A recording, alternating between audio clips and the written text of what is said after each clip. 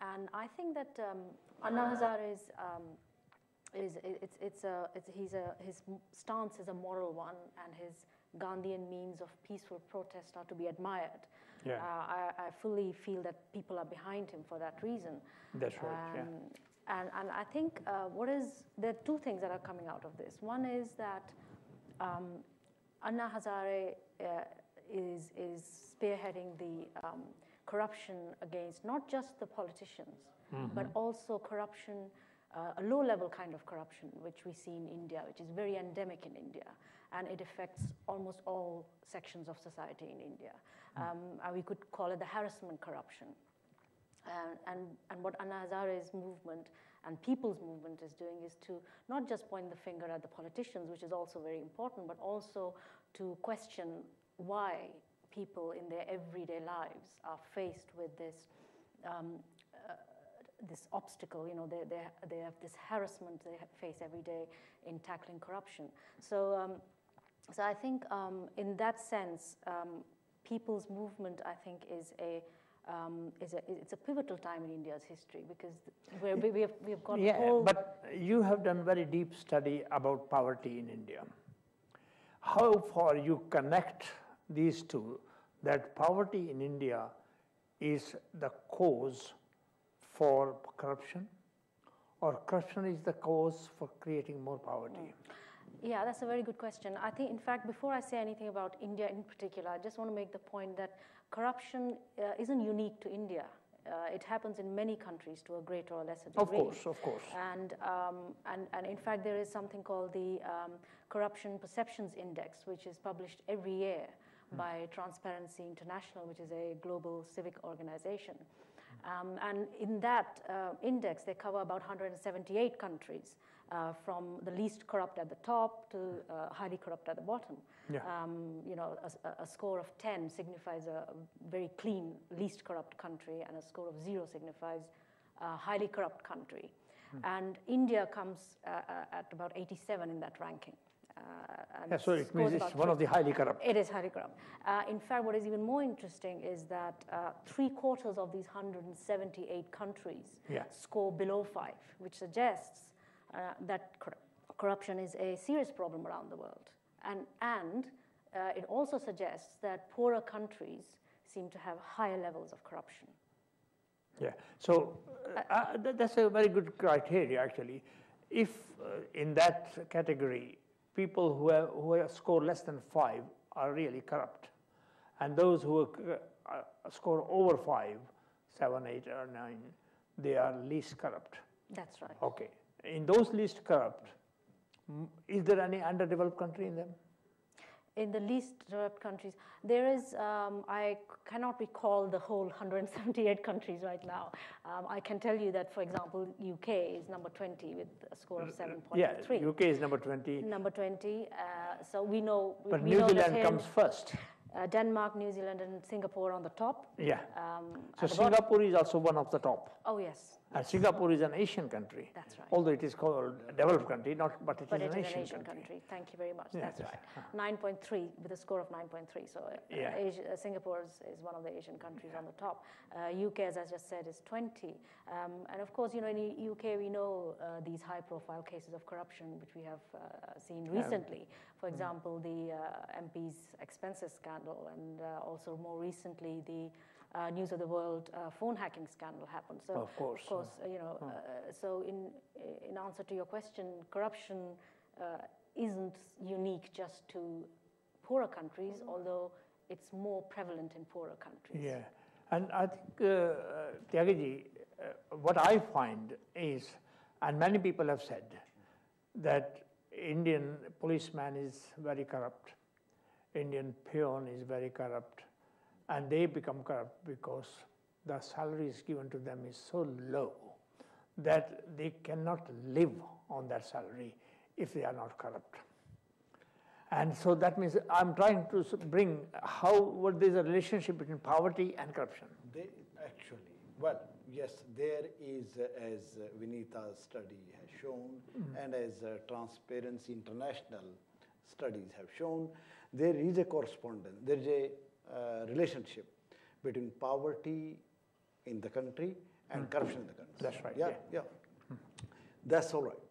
However, when you're talking of civil servants, government servants in India, whether the policeman or peon or officers, and then giving this logic, some people give this logic, oh, because their salaries are low compared to so and so and so and so, so that's why they're corrupt.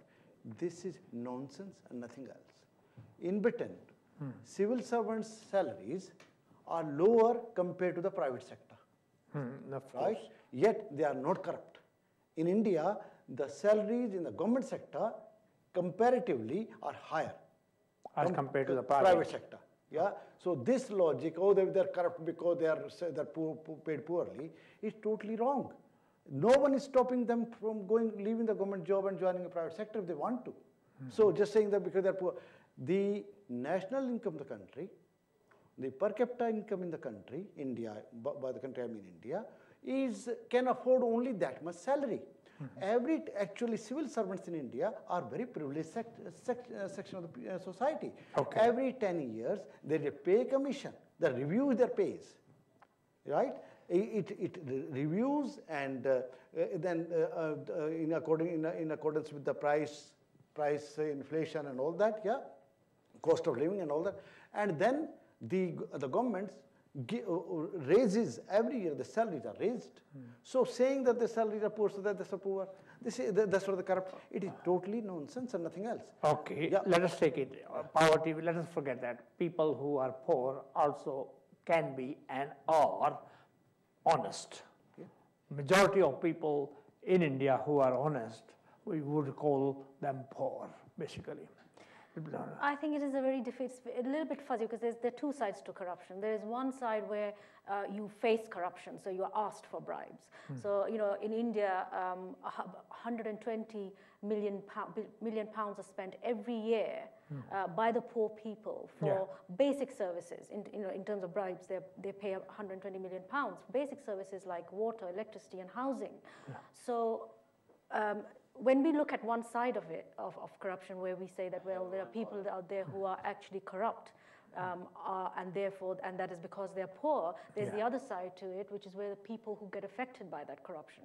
And poor people get disproportionately affected by corruption in comparison terms, as opposed to, say, the middle classes, although they also get affected by it. And poor people suffer most with corruption. And there is somebody who is asking you a question. Hello, who is it? Good evening, मैं doctor Kumar बोल रहा हूँ Manchester से। हाँ जी, doctor Kumar बोलिए। पहली बात तो ये है कि rich get richer and poor get poor. Poor gets poorer, rich gets richer. The richer get richer by more corruptions. Yeah. And in comparison, then poor get poorer. So this argument of pay is less. Please forgive me and allow me to speak in Hindustani. I can't speak English, but I think for your viewers, there are loads of them whom I like to connect to. So आजकल के जो हालात हैं Middle East में बहुत very rich countries. If you, I'm not. If you take Libya for example, 6 million population and trillions of petrodollar money. That's right. That money did not cascade down to the common people on the street, and you see, you have to go back a little bit, if you allow me, please. Yeah. There was a movement in 1930s and 40s for political independence. Yes. Which India pioneered through Mahatma Gandhi, and India got independence, and after that, even Nelson Mandela said he got inspired by Mahatma Gandhi, and a lot of other countries got independence. That's right. Out of all the ex-colonial independent countries, the countries who has done well is India, and obviously Singapore, China, and Brazil is now coming up. Yeah, so of course, Malaysia. Now the movement with Anna Hazare is a similar campaign for more accountable democracy. Okay. Because they say power corrupts and absolute power corrupts absolutely. So this is a movement like you see what's happening in New York, Occupy the Wall Street. That's right. What's happening in London. The younger generation is asking for more accountability from the political masters of all countries. Yeah. And that is what Anna Hazare represents. And India, the human beings are corrupt. But the thing is that the corruption is a moral corruption. Because you can only eat so much of bread and roti, even if you eat it in gold plates. But will the law, as Mr. Anna Hazare is trying the strong Jan Lokpal bill, will it be a panacea for getting rid of all corruption in India? No, it is a step to have a framework under which people can be held accountable. Yeah, so it is like you have in medicine protocols of care. That's right, yeah. So you need dedicated good doctors and nurses and the teams to implement those protocols. Exactly. And the thing is, this saying policeman pays less and that is not valid, because if you, sir, have an appendicitis in New Delhi, the person who will operate on you with a master's degree in surgery in All India Institute of Medical Sciences has a gross salary of rupees 20,000 a month, which seems a lot, but when you take all the deductions out, it's nothing. That's right. If you apply this logic, guzara nahi hota hai, so we are corrupt, so that person should take your leg off and sell it? No. But what I'm trying to say is, karma, parma, dharma, duty above all, within the law, and it's a moral corruption which Anna Hazare is striking at. It is not a question of, so India should hopefully lead the way, as it did with independence, for more accountable democracy. Okay, thanks very much, Dr. Kumar. Thank you very much. And we continue, we'll come back to you in a minute. What do you think of that? I think that if this Jan Lokpal bill goes through Parliament, as it is being drafted at the moment by the committee, we have to remember that it is going to be under the Indian Constitution.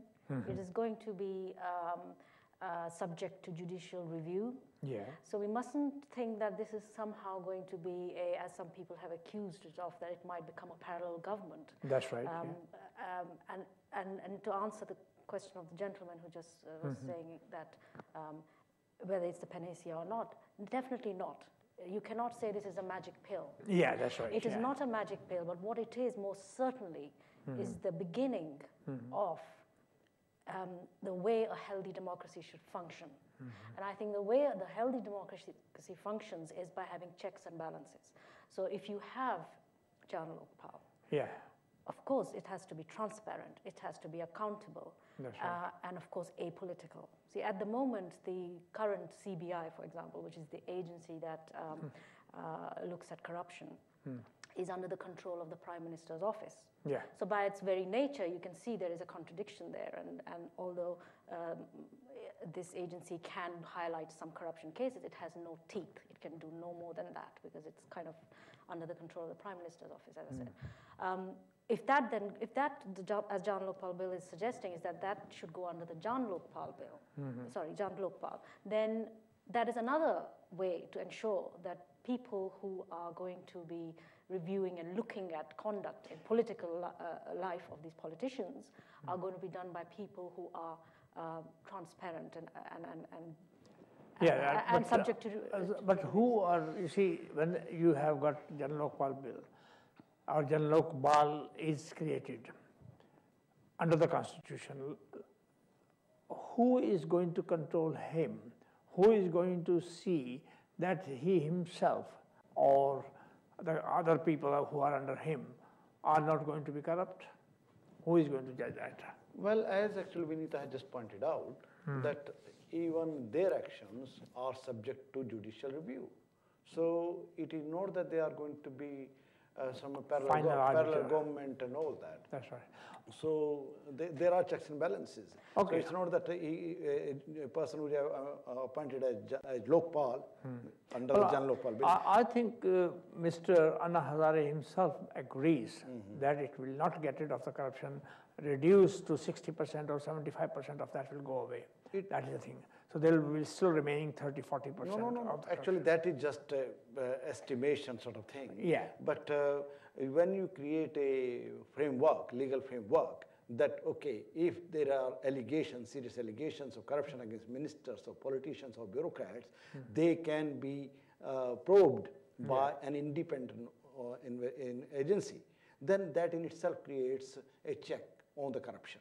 And it provides a framework under which this can be controlled. I think another problem which I think will happen is that all these laws against corruption, when they are passed and Janlokpal is there, all the things, the administrators who are going to administer them, they have to be very strict. At the moment, we have got so many anti-dowry laws, for example, and if you say that there is no dowries going on at the moment in India, it's impossible. There are dowries there. So Yeah, I completely agree with you. I mean, it's a question of who watches the watchman. And that is a very important question, and that is a question for many countries, in fact. That's right, and exactly. it's not it's not, as I said, a panacea. Actually, as we have said already, but Anna Hazare actually is raising the consciousness in the country. Those people who thought corruption is the way of life, we can't do anything against it, they are coming against corruption now. Yeah. So that level, raising that conscience. So the consciousness of the people against corruption has been arisen because of this movement of Anna Hazare. It has become so popular in the country. The recent election in one of the district town of Haryana in Hirsar has really done something in last 4 days only of the election, that almost 54,000 people who otherwise would have voted for Congress did not vote for Congress, voted for other party. And I think it's the beginning of the end of corruption. But will it be? Is that the only way? There is another way which another political party leader has started recently. And we'll come back to that after the break. So stay with us. We'll be discussing what Mr. Advani at this age of 82 is up to at the moment. We will be discussing that after the break. So stay with us. Thank you.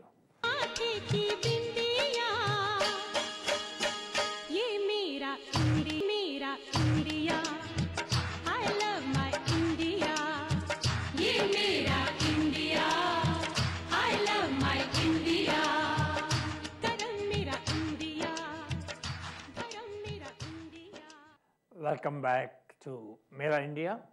And Mera India, as you know, every Tuesday we are here to tell you about the latest things happening in our country, in India. And that's why always I tell you, please do let your friends know that we are here every Tuesday, Sky 805.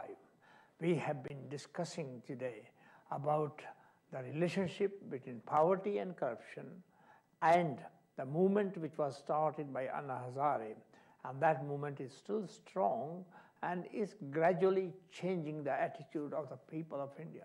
But side by side, you cannot get rid of the corruption unless the political masters understand this thing. And political masters in a democracy are the political parties. It's not, and those who are running those political, the top people of the political parties. Unfortunately, with many of the political parties in India, they are dynastic parties. Some of them are, I would say, democratic parties, but some are not democratic in that sense, because a democratic party means the leaders of that party are elected. Here, in this case, they are more or less nominated. One day may come when every political party, whether it's the president of that or parliamentary party, and they have a free vote to elect their leaders, as they do in Britain or as they do in America. In America, it's different, and we all know American president is elected in a different way. American Congress is elected in a different way. But at the end of the day, it is the people, the two political parties, Democratic and Republican, or in Britain, the two political parties and three political parties which they are all, their leaders are elected democratically. This does not happen in Congress. This is not happening in the BJP as well. And that is why when Mr. Advani, today he is doing what we call Rath Yatra. And for him this Yatra is only for one purpose, to make people aware that corruption is bad for the country. Corruption is bad for the poor people of India.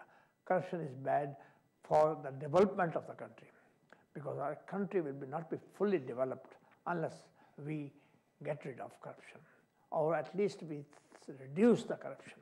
Now, Advani has started this Rath Yatra to make people aware of it. But before he started that, already the problem had started, that one of his own chief ministers has been caught and is in jail at the moment. Why? Because he also did corruption and made the state lose millions of rupees because of that. Now, when BJP was in power with Mr. Vajpayee and Mr. Advani as the Home Minister, at that time they just did not care for it. Now, how come that Mr. Advani has changed his thinking? Perhaps BJP always wanted that there shouldn't be any corruption. But the power, when it comes in your hand, you can do anything with that. Either you can do for the good of the country, or you can do for the good of your own self. That means make money.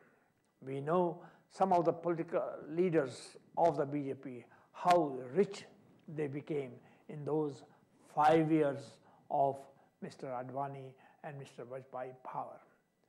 And I don't have to tell you who they are, but you all know.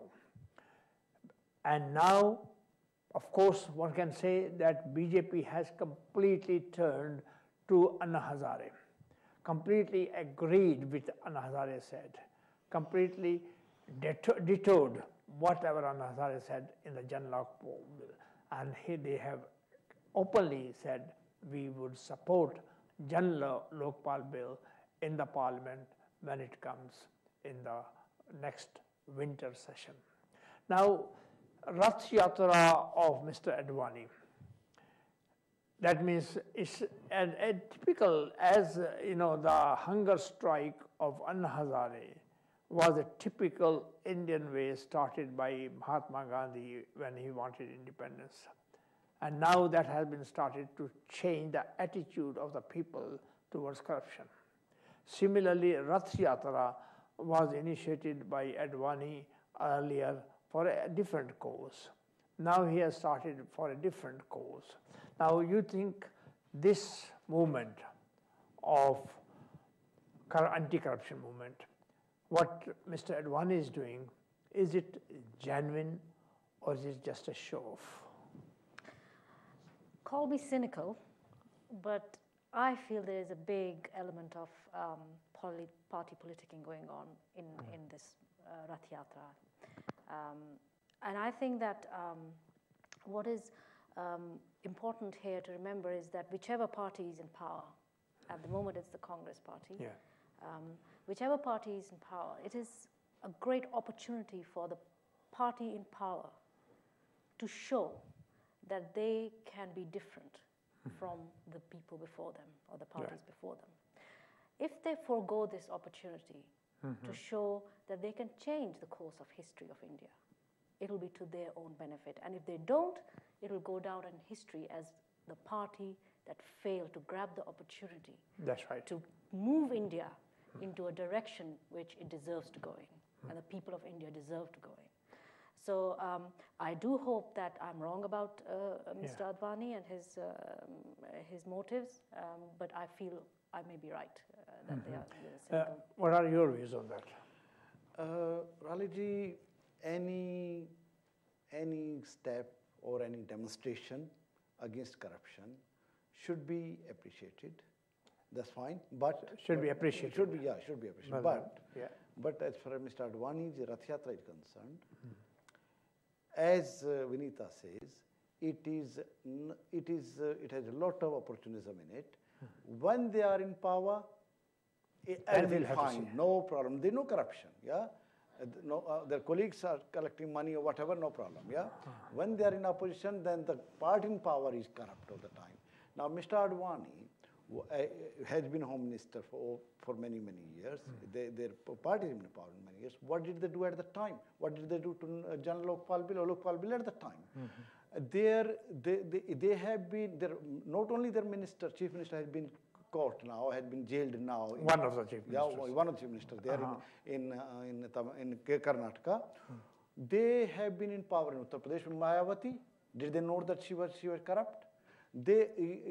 I personally distinctly remember when 11 members of the parliament were found taking money for asking questions in the parliament.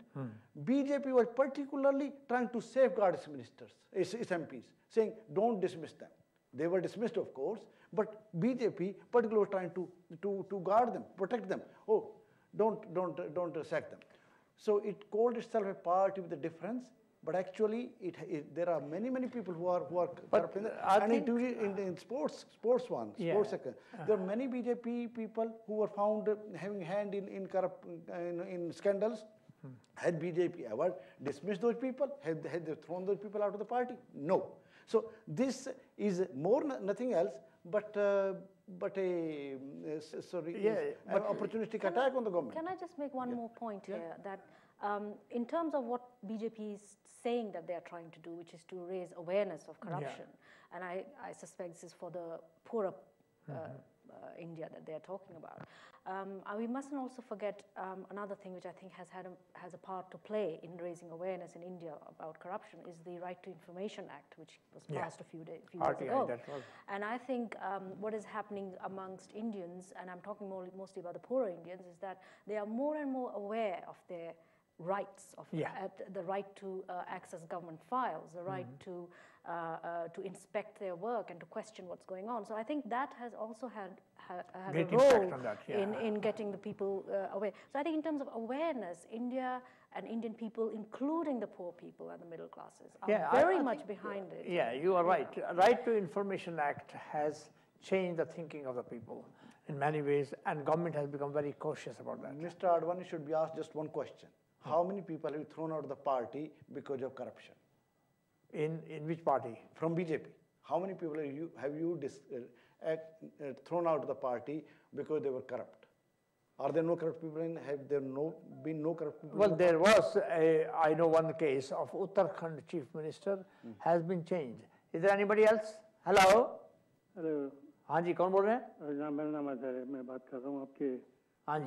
I'm very enlightened with your debate on so-called corruption, which is a prevalent disease in the whole Indian subcontinent, if I put it that way. Of course. And I'm very glad to hear the arguments put forward by your guests as well as yourself.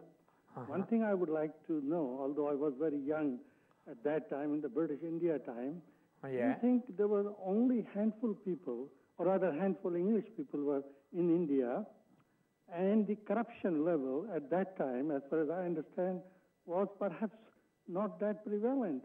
So yes, what it was wasn't. That element which the English brought it in India at that time? That was one thing. And second, my own general observation on corruption matter is, then I don't think corruption can be related to poverty element for the simple reason that when you start corrupting the minds of the people for the sake of greed or power, particularly by the politicians, then obviously this thing is spread right from the top to the bottom level, and everybody becomes greedy just to get some extra money or extra power, no regard for any laws or implementation. So on Hazari's movement, I admire that. People like him, they should come forward, try to get rid of or this kind of disease of corruption. It is nothing but a human conscious mind in which it works, I think, where the devil takes over you and tries to get all the bad things coming in the society. I mean, why should people be corrupted? It is just because they want to hang on to their powers. So I think this movement is a very valuable movement, and such kind of movements and institutions should be developed to overcome this problem, and certainly we can then prosper ourselves by controlling our resources, which can be utilized much better way, and then that will be helpful. Thank you. Yes, thanks very much indeed. Yeah, you are right on that. And I think what the gentleman is saying, that our resources are being wasted because of corruption. And if there is less corruption, and he has said very tellingly that before 1947, when the British were ruling India, there was not that much corruption. Even after independence, the first decade, nobody thought of corruption was there that much. But gradually, as the country became more rich, more corruption came.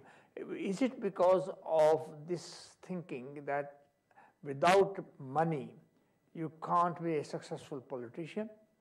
And if you want to remain a successful politician, you have to give out money. So from where you will give out the money unless you have the money?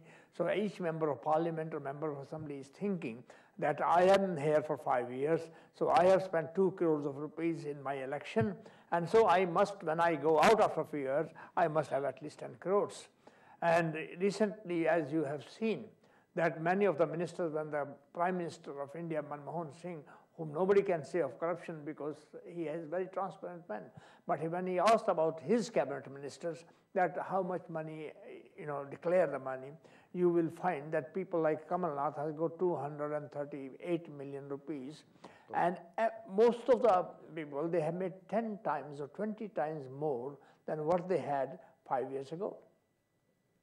So this is the reason of going into politics, was that it has become a way of becoming rich as well as powerful. And that's why they used the political parties to become rich and to become themselves more powerful. But unfortunately, BJP also followed the same path. And now, as you are saying, I'm sorry, but you tell me that BJP, you were asking me about that BJP, who are the people who have left? Have they expelled any person because of corruption? No.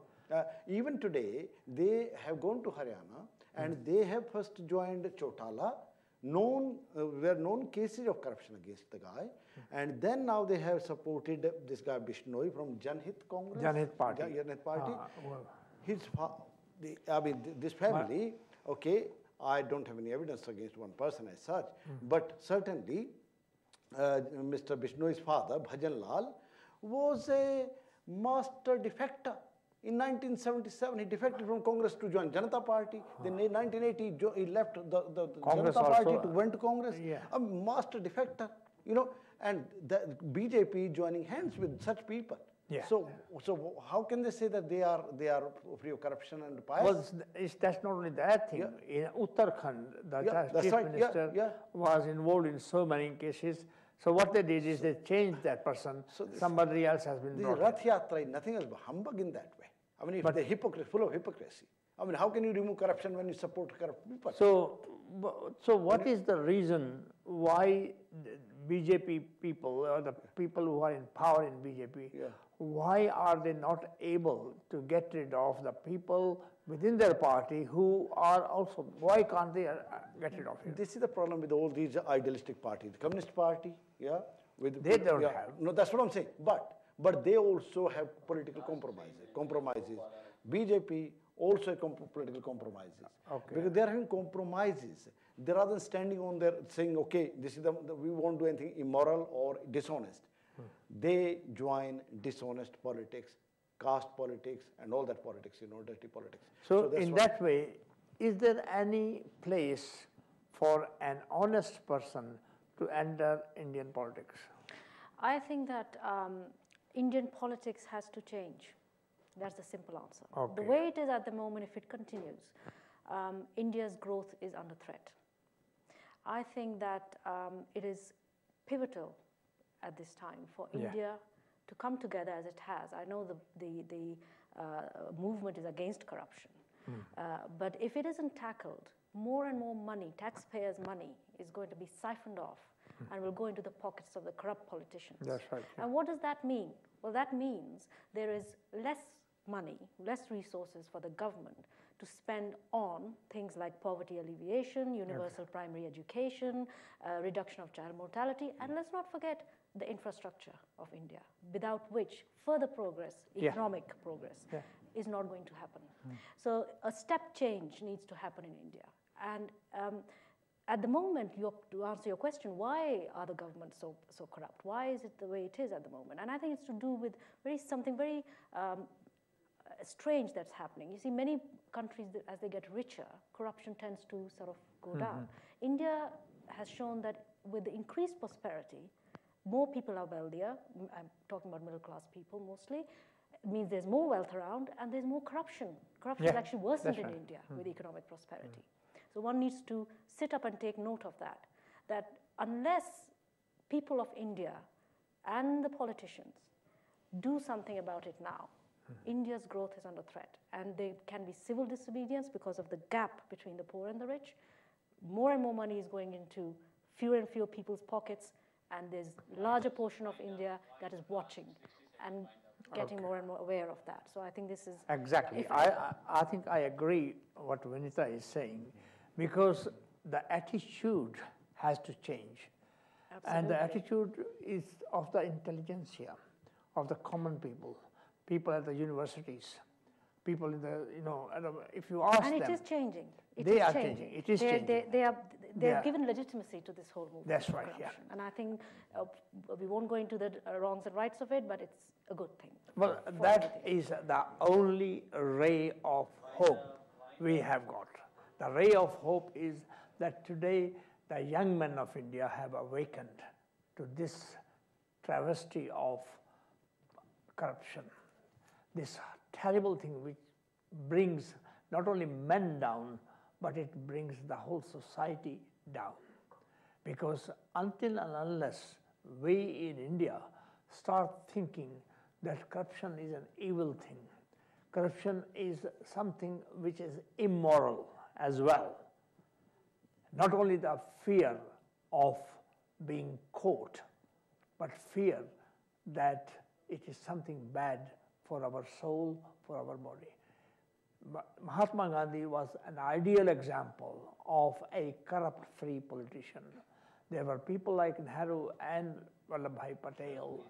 And today, unfortunately, our political leaders have not come to that level. Our political leaders do not think in their mind that by adopting corrupt means we are demeaning not only ourselves, but our country as well.